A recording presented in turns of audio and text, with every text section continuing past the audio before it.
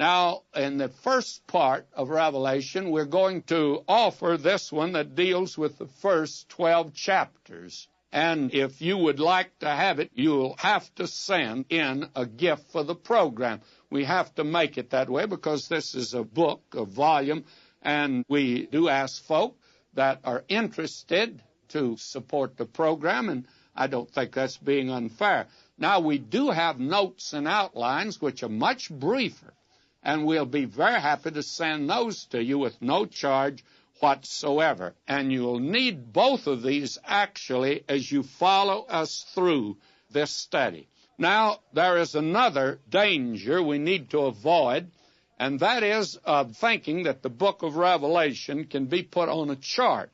Now, I make that statement because I happen to have a chart myself, and I've used it before. But I'll not be using it in this study, and I'll tell you why. A chart generally is so complicated, if you get everything in it, nobody can understand it. And on the other hand, if it's too brief, or so you can understand it, it doesn't tell you enough.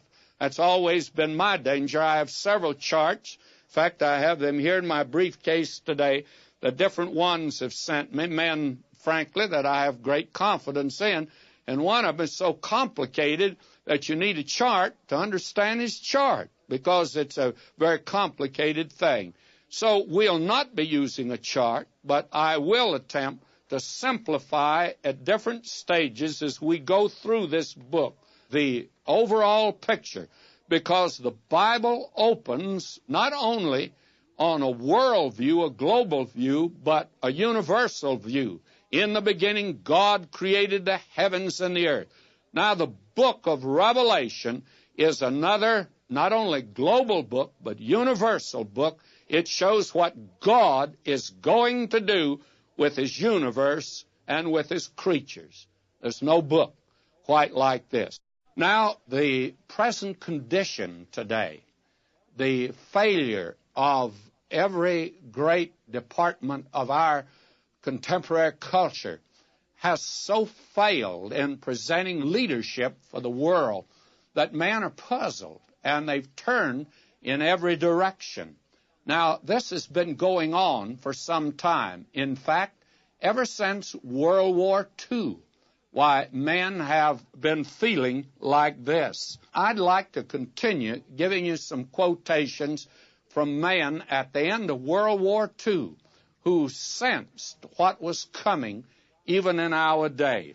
Dr. John R. Mott, who, after returning from a trip around the world, made this statement. He says, the most dangerous era the world has ever known.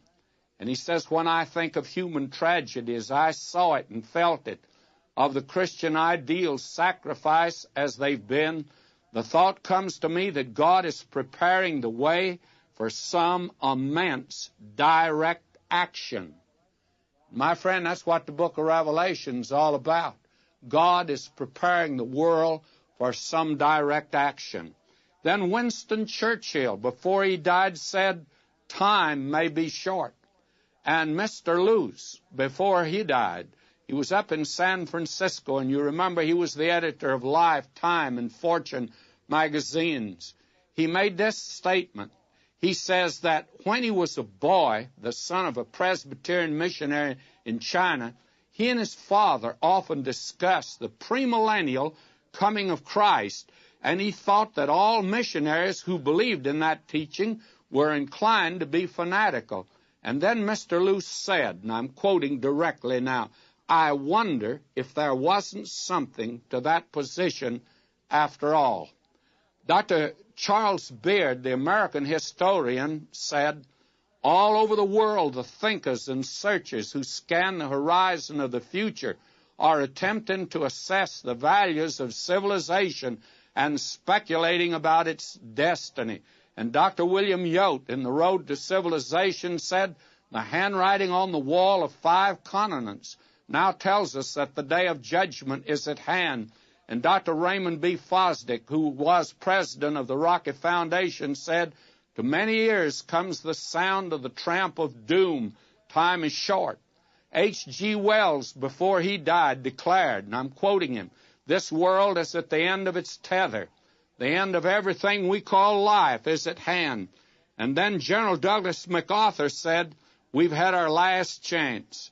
And the former President Dwight Eisenhower said also, "Without a moral regeneration throughout the world, there's no hope for us, as we're going to disappear one day in the dust of an atomic explosion."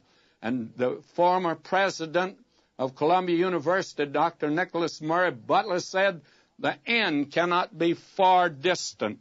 And then the former Secretary of Defense, I think he was under the Eisenhower administration, James D. Forrestal, he said, "In my opinion, the state of tension will continue for the rest of our lives and those of our children. It is a gloomy prospect, but the cloud is a silver lining. Our earthly lives may be cut short at any moment by the shout, the voice of the archangel, and the trump of God, as the advent of Christ to a strife-torn world is announced for the second time." So for a long time now, men in high places have looked into the future, and the best they could, they've said, there's a great crisis coming. I wonder what they would say if they live in our day. Well, as a result, there has been a great turning to prophecy. And I believe that it's being developed today as it's never been before. But down through the history of the church, there actually have been 4 very definite systems of interpretation of prophecy based largely upon the book of Revelation.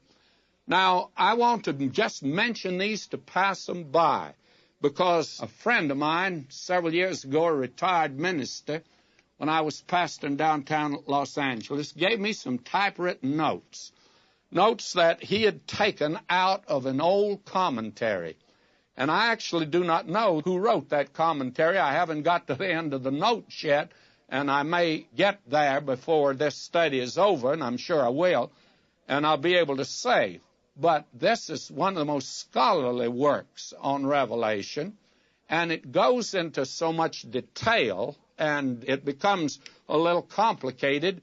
And of these 4 major divisions of interpretation, for instance, he breaks down the preterists, which I'm going to mention first, into about 20 different interpretations, so that down through the history of the church, there have been many interpretations of prophecy. But I think that we can show today that the church has largely followed what we believe is the future